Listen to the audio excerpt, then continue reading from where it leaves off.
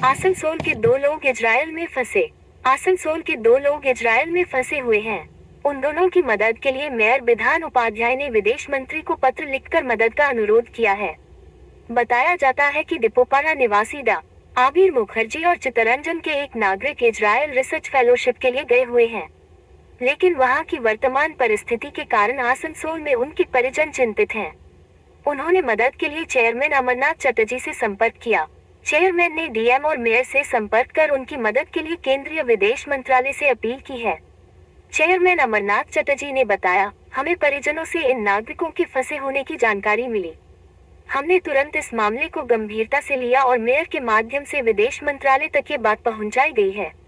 हम उम्मीद करते हैं कि सरकार शीघ्र कार्रवाई करेगी। দেখুন, অনেক মানুষ পড়তে গেছে, তাদের ফিরিয়ে আনার জন্য অনেক ব্যবস্থা করছে রাজ্য সরকার এবং কেন্দ্রীয় সরকার।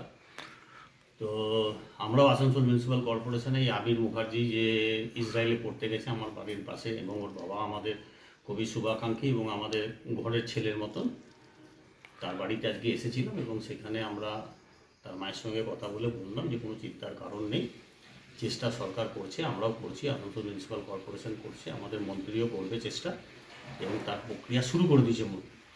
তো সেই ব্যাপারে যত তাড়াতাড়ি সম্ভব যুদ্ধ যদি সমাপ্তি হয়ে যায় তাহলে শান্তি পাবে সবাই, এবং সরকারের উচিত, কেন্দ্রীয় সরকারের আরও তাড়াতাড়ি এই সমস্ত ছেলেদের বা তাদের পরিবারের কাছে একটা বার্তা পৌঁছানো যে তারা খুব তাড়াতাড়ি ফিরিয়ে আনার চেষ্টা করছে। এবং হ্যাঁ, আমরা একটা রিপোর্ট পেয়েছিলাম যে আমাদের এখানে সুনাম মধ্যাহ্ন ডক্টর আবির মুখোপাধ্যায়, উনি সহ কয়েকজন ভারতীয় ওখানে ফেসে আছেন ইসরায়েল ইরানের যেটা যুদ্ধটা চলছে।